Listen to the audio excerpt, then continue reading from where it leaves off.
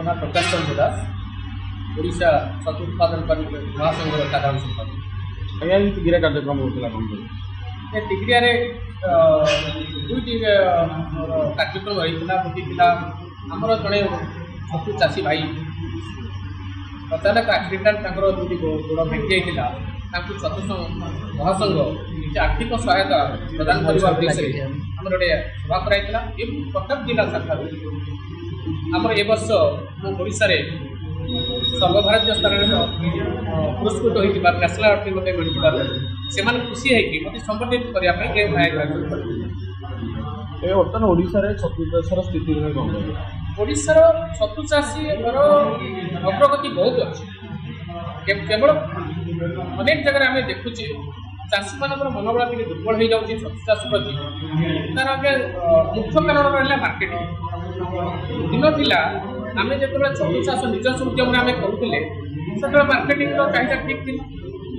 ସରକାରଙ୍କ ପାଖରେ ଆମେ ବିଭିନ୍ନ ପ୍ରକାର ଏ କାର୍ଯ୍ୟକ୍ରମ ଯେମିତି କରାଯାଇଛି ସେଭଳିଆ କାର୍ଯ୍ୟକ୍ରମ କରିକି ସରକାରଙ୍କୁ ଯେତେବେଳେ ଅବଗତ କରାଇଲୁ ଯେ ଛତୁ ଚାଷ ଏମିତି ଏକ ଚାଷ ଯାହା ସରକାରୀ ଚାକିରି ଛାଡ଼ିଦେଲେ ପ୍ରାଇଭେଟ ଚାକିରି କରିବା ପାଇଁ ଯେଉଁମାନେ ଦାଦନ ଖଟିବାକୁ ବାହାରକୁ ଯାଉଛନ୍ତି ବା ପ୍ରାଇଭେଟ କମ୍ପାନୀ ଚାକିରି କରୁଛନ୍ତି ତା ତୁଳନାରେ ଛତୁ ଚାଷ କଲେ ବହୁତ ଲାଭବାନ ହେବ ଏବଂ ସମସ୍ତେ ରୋଜଗାରକ୍ଷମ ହେବେ।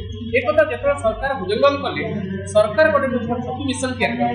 ସେ ଛତୁ ମିଶନରେ ମିଶନ ଶକ୍ତିରେ ଯେତେ ଛତୁ ମା ମାନେ ଅଛନ୍ତି ସମସ୍ତଙ୍କୁ ନେଇକି ଚାଷ କରାଇଲେ, ମଞ୍ଜି ପ୍ରଡକ୍ସନ ବି କରାଇଲେ ଏବଂ ବାହାର ରାଜ୍ୟରୁ ଯେଉଁ ବଟନ ମସରୁମଟା କିଣା ହେଇକି ଆସୁଥିଲା ମାର୍କେଟକୁ ଓଡ଼ିଶା ମାର୍କେଟକୁ ସେମାନେ ମଧ୍ୟ 20ଟା ବଟନ ମସରୁମ ଇଣ୍ଡଷ୍ଟ୍ରି କରିସାରିଲେଣି। ଆମ ନିଜସ୍ୱ ଉଦ୍ୟମରେ ଆମେ ଚାଷ କରୁଥିଲେ, ମାର୍କେଟ ଠିକ୍ ଥିଲା। ସରକାର ତାଙ୍କ ଉଦ୍ୟମରେ କିଛି ଏସ୍ଏଚ୍ଜି ମା ମାନଙ୍କୁ ପୁରେଇକି ଚାଷ କରାଇଲେ, କିଛି ମାର୍କେଟିଂ ସମସ୍ୟା ଆସିଲା। ତୃତୀୟରେ ଯେଉଁ ବଟନ ମସରୁମ ଆସୁଥିଲା ସିଏ ବି ପ୍ରଡକ୍ସନ ହେଲା। ସେ ସବୁ ମାର୍କେଟରେ ବିକ୍ରି ହେବା ପାଇଁ ସମ୍ଭବ ହେଲା ନାହିଁ। ଯାହା ଡେଲି ଫ୍ଲକ୍ଚୁଏସନ ମାର୍କେଟ ରହିଲା, ଚାଷୀମାନେ ଯେତିକି ଖର୍ଚ୍ଚ କଲେ ତାକୁ କମ୍ ରେଟ୍ରେ ମାର୍କେଟରେ ବିକ୍ରି କଲେ। ମାର୍କେଟିଂ କଣ୍ଟ୍ରୋଲ ସିଷ୍ଟମ ସରକାର କଲେ ନାହିଁ। ଯଦି ସରକାର ମାର୍କେଟିଂ ଦାୟିତ୍ୱଟା ନେଇଥାନ୍ତେ ଯେତିକି ଚାଷୀ କ୍ରିଏଟ୍ କଲେ କିଛି ଅସୁବିଧା ସୃଷ୍ଟି ହେଇନଥାନ୍ତା। ଚାଷୀ ସ୍ୱତଃ ଭାବରେ ଆମେ ତ ନିଜସ୍ୱ ଉଦ୍ୟମରେ ଆମେ ଚାଷ କରୁଛେ। ସରକାର ଅଧିକା କ'ଣ କଲେ? ସରକାରକୁ ଆମେ ବିଭିନ୍ନ ପ୍ରକାର ଦାବି ଦେଇଛେ ଯେ ସରକାର ଆମକୁ ବାରମ୍ବାର ଜଣେଇଛେ ଯେ ଆମର ନୂଆ ନୂଆ ଜ୍ଞାନକୌଶଳ ପାଇଁ ଆମକୁ ବାହାର ରାଜ୍ୟକୁ ଟେକ୍ନୋଲୋଜିର ଭିଜିଟ୍ରେ ପଠାନ୍ତୁ, ଟ୍ରେନିଂରେ ପଠାନ୍ତୁ। ଯେଉଁ ଚାଷୀ ବି ଯାଆନ୍ତି ସେମାନେ ଆସିଲେ ନୂଆ ନୂଆ ଜ୍ଞାନକୌଶଳ ନେଇପାରିବେ। ନଡ଼ାର କ୍ରାଇସିସ୍ ହେଲା, ନଡ଼ାକୁ ସେମାନେ ଫେସରରେ କାଟିକି ନଡ଼ାକୁ ନଷ୍ଟ କରିକି ପାଳ କରିଦେଲେ, ଯେଉଁଟା ଛତୁ ଚାଷ ପାଇଁ ସମ୍ଭବ ହେଲାନି। ଛତୁ ର ମେଟେରିଆଲ ଯେତେବେଳେ ଆମକୁ ଉଚ୍ଚା ରେଟ୍ରେ କିଣିବାକୁ ପଡ଼ିଲା, ପ୍ରଡକ୍ସନ ରେଟ୍ ବିକ୍ରି କଲା ମାର୍କେଟିଂ ନାହିଁ, ସରକାର ମାର୍କେଟିଂ ତ ବୁଝିଲେନି। ଆଜି ଆମେ ଏ କଥାକୁ ଚିନ୍ତା କରୁଛେ ଆଉ 5-10 ବର୍ଷ ତଳେ ଆମେ ଦେଖିବା ଛତୁ ଚାଷ ବିଲୀନ ହେଇଯିବ, ମାର୍କେଟରେ ବିଲୁପ୍ତ ହେଇଯିବ। କେବଳ ଇତିହାସରେ ଲେଖା ହେବ ଅତୀତରେ ଦିନେ ଓଡ଼ିଶାର ପାଳ ଛତୁ ସୃଷ୍ଟି ହେଉଥିଲା, ଏବେ ତା ବିଲୁପ୍ତ ପ୍ରାୟ। ତାର ମୁଖ୍ୟ କାରଣ ରହିଲା ସରକାର ଯେ ପର୍ଯ୍ୟନ୍ତ ମାର୍କେଟିଂ ବ୍ୟବସ୍ଥାର ହାତକୁ ନ ନେଇଛନ୍ତି ସେ ପର୍ଯ୍ୟନ୍ତ ଛତୁ ଚାଷର ଅଗ୍ରଗତି ହୋଇପାରିବ ନାହିଁ। ଛତୁ ଚାଷ ବହୁତ ଲାଭବାନ ଚାଷ, ସବୁ ଶ୍ରେଣୀର ଲୋକମାନେ ଚାଷ କରିପାରିବେ, ବାହାରେ ଚାକିରି କରିବାର କୌଣସି ଆବଶ୍ୟକତା ନାହିଁ। ସରକାର ଯଦି ଛତୁ ଚାଷକୁ ବନ୍ଦ କରିକି ବେକାରୀ ସମସ୍ୟା ଦୂର ବଢ଼େଇବା ପାଇଁ ଚାହାନ୍ତି ତାହେଲେ ସରକାର ମାର୍କେଟିଂ ବ୍ୟବସ୍ଥା ନ ନେଲେ ତାକୁ ସ୍ୱାଗତ କରିବେ। ଯଦି ବ୍ୟବସ୍ଥା କରିବେ ନାଇଁ ବେକାରୀ ସମସ୍ୟା ନ ବଢ଼ୁ, ନିଜେ ସ୍ୱାବଲମ୍ବୀ ଚାଷୀ ହୁଅନ୍ତୁ। ଆଜି ତ ସେଇ ଦୀର୍ଘ 32 ବର୍ଷ ଚାଷ କରିବାରେ ଆମେ ତ ଜାତୀୟ ପୁରସ୍କାର ପାଇଲେ। ମୁଁ ତ ଚାକିରି କରିଥିଲେ ମୋତେ ଜାତୀୟ ପୁରସ୍କାର କୋଉଠି ମିଳିଥାନ୍ତା? ତେଣୁ ଆମକୁ ଯଦି କିଛି ଏମିତି ଅନେକ ଚାଷୀ ଅଛନ୍ତି ସମସ୍ତେ ଗୋଟେ ଜଣେ ଭଲ ଭଲ ଏଣ୍ଟରପ୍ରିନର ସେମାନେ ମଧ୍ୟ ଜାତୀୟ ପୁରସ୍କାର ପାଇବାକୁ ଯୋଗ୍ୟ ହେବେ ଯଦି ଆମକୁ ସରକାର ମାର୍କେଟିଂ ବ୍ୟବସ୍ଥାଟା କରିବେ। ଆମେ ଗଣମାଧ୍ୟମ ମାଧ୍ୟମରେ ସରକାରଙ୍କୁ ଏ ଦାବିଟା ମଧ୍ୟ ଜଣାଉଛୁ।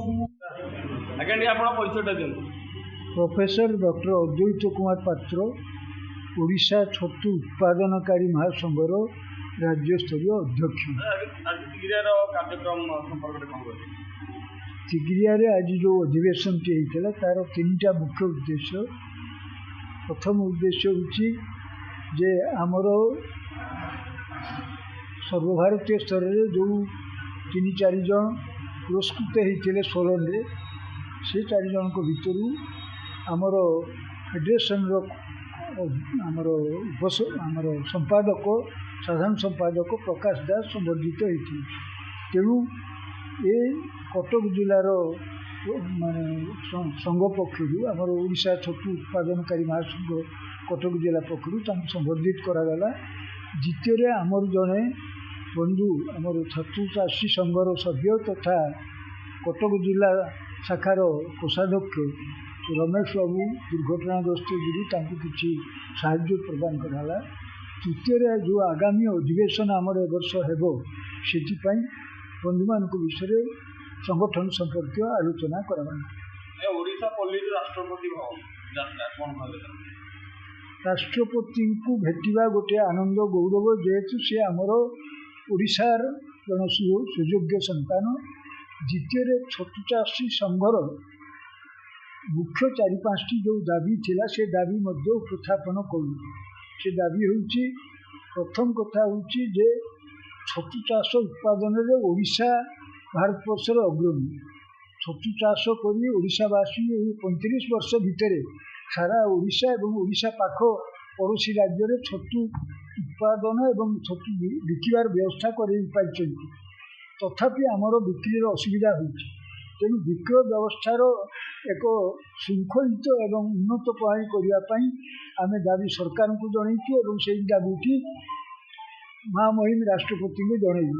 से दाबीटी हूँ ओमफेड अपरफेड बा कुसुम भई छतुपाई राज्य सरकार विभिन्न सहर में राजधानी में पैरोलर बा कियोस्क दिंतु जो थे लोक बसी 15-16 घंटा छतु सहित विभिन्न खाद्य विक्रय करेंगे।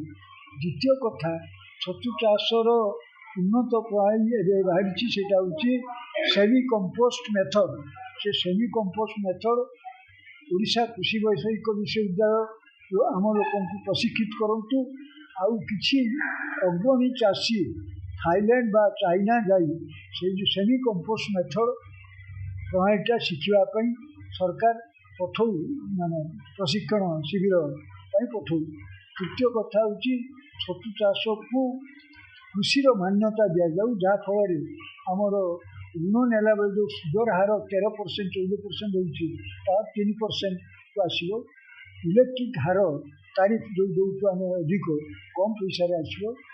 ता व्यतीत अन्य अच्छी आमर मंजी यूनिट मान सब्सिडाइज रेट गहम जोगे दि जाए जहाँफल मंजीर उत्पादन खर्च कम हम चाषी कम खर्च मंजी पाइबे एवं मंजी यूनिट किसी लाभांश विशेष पाइबे। यही विभिन्न दाबी आम देलु एवं से अनुसार राज्य सरकार को आशा कर पठे आम दाबी सुपारिश कर।